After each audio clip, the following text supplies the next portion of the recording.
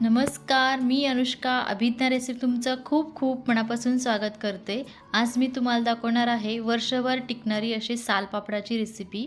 तर तुम्ही बघू शकता मस्त असा दुप्पट फुलतो आणि तितकाच चवीला मस्त लागतो। तर त्यासाठी आपण काय साहित्य लागतं ते बघूया। इथं मी मोठी 1 वाटी तांदळाचं पीठ घेतलेलं आहे। तुम्ही बघू शकता मस्त बारीक दळून आणलं गिरणीतून। हे मी तांदळाचं पीठ 3 दिवस तांदूळ भिजत ठेवला होता। रोज त्याचं पाणी बदलायची आणि 3 दिवसानंतर निथळून व्यवस्थित वाळून घेतला आणि दळून घेतलेला आहे। एकदम बारीक दळून घ्यायचं व्यवस्थित। इथं एक भांडं घेतलं आणि त्या भांड्यामध्ये आपण जे तांदळाचं पीठ घेतलं होतं आपण पापड करण्यासाठी ते भांड्यात आपण घालून घ्यायचं आहे। व्यवस्थित सगळं घालून घ्यायचं पीठ आणि आता ह्याच्यामध्ये पाव चमचा पापड खार घालायचा आहे। जास्त प्रमाणात पापड खार घालायचं नाही, पाव चमचाच घालायचा आहे। कारण की जास्त प्रमाणात पापड खार घातलं की पापड आपले लाल होतात, त्यामुळे पापड खार पाव चमचाच घालायचा आहे। तुम्ही हवं असल्यास घालू शकता, नाही तर हे पापड खार स्किप करू शकता। पापड खार घातल्यामुळे चव खूप छान येते, त्यामुळे मी पापड खार घालते। आणि इथं 1 चमचा मी तीळ घेतलेत, पांढरे तीळ घेतलेत। इथं मी भाजलेले नाहीत, कच्चेच पांढरे तीळ 1 चमचा घालते। हवं असल्यास तुम्ही चिली फ्लेक्स पण टाकू शकता, त्याच्याने पण फ्लेवर खूप छान येतो। आणि इथं चवीप्रमाणे मीठ टाकते। इथं मी संधव मीठ घेतलेलं आहे। आणि आता आपण ज्या वाटीनी तांदळाचं पीठ घेतलं आहे त्याच वाटीनी आपण पाणी घेतलं आहे। 1 वाटी इथं मी पाणी घेतलं आहे आणि व्यवस्थित आपण ते मिक्स करून घ्यायचं। पाणी आणि ते आपण मीठ, पापड खार, तीळ आणि तांदळाचं पीठ व्यवस्थित मिक्स करून घ्यायचं आहे। इथं मी एक पूर्ण वाटी घातली होती। आता ही दुसरी वाटी आहे, तर ती दुसरी वाटी घालताना मी हळूहळू घातलं, कारण की जास्त पण पातळ झालं की मग आपल्याला, त्यामुळे मी आधी 1 वाटी पूर्ण घातली आणि दुसरी वाटी होती ती हळूहळू मिक्स करत गेले। आणि मिक्स करता करता मला हे ज्या वाटीनी मी तांदळाचं पीठ घेतलं होतं त्या वाटीनी मला 2.25 वाटी पाणी लागलं आहे।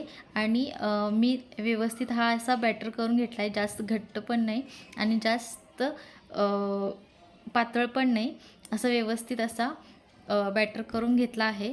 आणि आपण आता पापड करायला घेऊया। आता हे पापड कशात करायचे, मी इथं हे पापड करण्याचं स्टँड घेतलं आहे। तर त्या स्टँडमध्ये ना आपण एका टायमाला 6 पापड तयार होतात।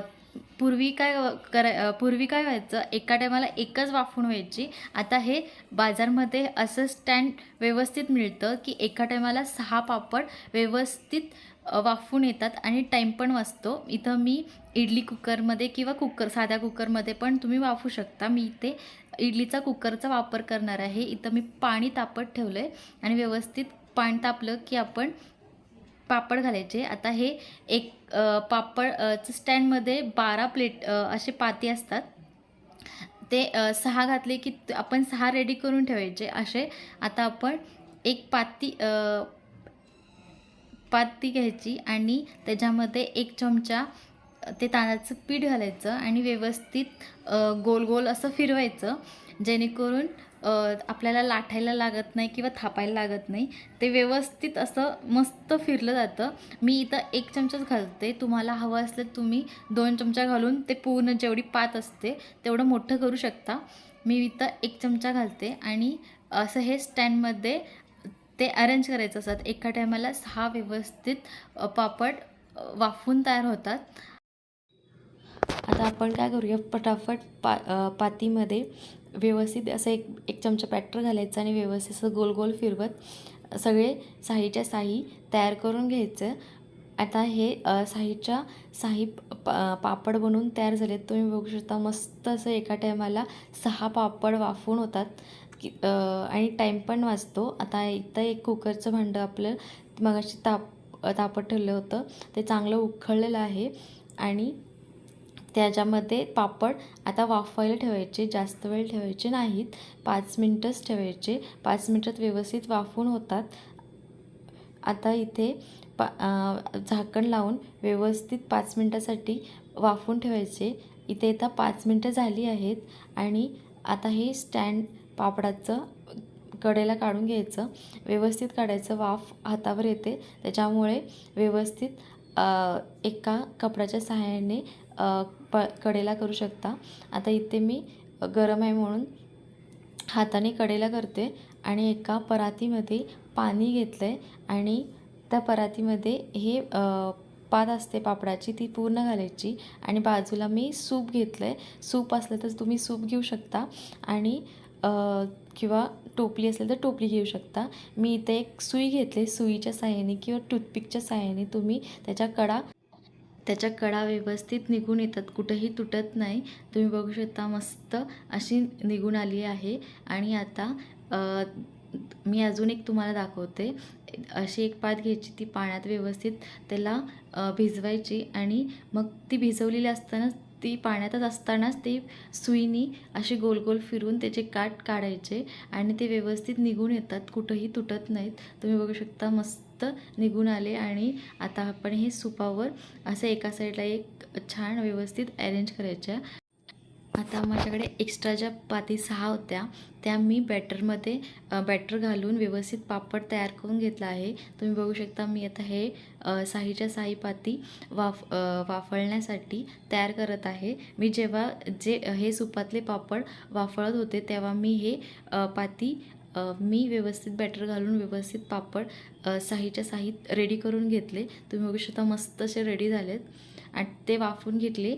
आणि आता हे सुपामध्ये काढलेले जे पापड आहेत ते आपण एका प्लॅस्टिकच्या पेपरवर व्यवस्थित काढून घेणार आहोत. तुम्ही बघू शकता मस्त असे झालेत, अगदी पांढरे शुभ्र व्यवस्थित दिसतात, छान दिसतात. आता आपण हे प्लॅस्टिकच्या पेपरमध्ये व्यवस्थित अलगद काढून घ्यायचे आहेत जेणेकरून ते तुटत नाहीत. त्यासाठी आपण काय करायचं, व्यवस्थित अलगद काढून घ्यायचं. आणि ते पण काढताना कसं काढायचं, जी खालची बाजू आहे ती वरतीच ठेवायची, जेणेकरून काय होतं, आपण खालची बाजू अशी पकडायची आणि असंच ठेवायचं, जेणेकरून आपण काढतो आणि उलटं घालतो ना तेव्हा काय होतं, वरची बाजू जी असते ती ओली असते. त्यामुळे तुम्ही पापड जसं काढता तसंच व्यवस्थित लावला की ती व्यवस्थित अशी प्लेन होते. जर प्लेन असं पलटून लावली की ती चिकटपणा असतो, त्यामुळे प्लास्टिकला चिकटली की तिचा प्लेनपणा नाही येत. त्यामुळे व्यवस्थित असं अलगदच काढायची. तर आता इथं सगळे पापड बनवून तयार झालेत. तुम्ही बघू शकता मस्त झालेत. इथं मी 2-3 दिवस ऊन दाखवून व्यवस्थित पापड वाळवून घेतला आहे. तुम्ही बघू शकता मस्त अगदी पांढरी शुभ्र पापड झालेत आणि ट्रान्सपरंट झालेत. तुम्ही बघू शकता, एक मी दाखवते असे ट्रान्सपरंट झालेत, खूप छान झालं आहे. आणि व्यवस्थित कुठेही प्लॅस्टिकच्या पेपरमधून काढताना तुटला गेला नाही. तुम्ही बघू शकता मस्त असा ट्रान्सपरंट व्यवस्थित छान झाला आहे. आणि आता आपण एक कढाईमध्ये तेल ठेवूया आणि तेलामध्ये आपण एक तळून बघूया. इथे त्या कढाईमध्ये तेल ठेवलं आहे तापण्यासाठी. इथे तेल व्यवस्थित तापलं आहे आणि एक पापड आपण तळून बघूया. तो बघू शकता मस्त असा घातल्या असं फुलायला सुरुवात होते, मस्त होतो आणि हलका होतो आणि तेल पण नाही लागत, व्यवस्थित कमी लागतं तेल, अजिबात तेल नाही लागत. तुम्ही बघू शकता मस्त असं फुलून मोठा झाला आहे आणि कुरकुरीत पण मस्त लागतो. आता आपण एक दुसरा पापड पण तळून बघूया. तुम्ही बघू शकता मी अजून एक पापड घालते आणि तो पण किती मस्त फुलतो बघा, किती मोठा होतो, कसला भारी होतो ना, मस्त होतो. तुम्ही करून नक्की बघा. हे सालपापडाची रेसिपी तुम्हाला नक्की आवडेल आणि मला कमेंटमध्ये नक्की सांगा की तुम्हाला कशी वाटली ही सालपापडाची रेसिपी. तर इथं मी 4-5 पापड तळून तुम्हाला सर्व करून दाखवले. तुम्ही बघू शकता मस्त झालेत आणि तळल्यावर तेलही लागत नाही. तुम्ही बघू शकता अजिबात तेल नाही लागलं त्याला पापडांना. आणि मी ते तोडून दाखवते. तुम्ही बघू शकता मस्त आवाज येतो, अगदी कुरकुरीत मस्त असे बॉबीसारखे कुरकुरीत होतात, मस्त असं कुरकुरीत होतात.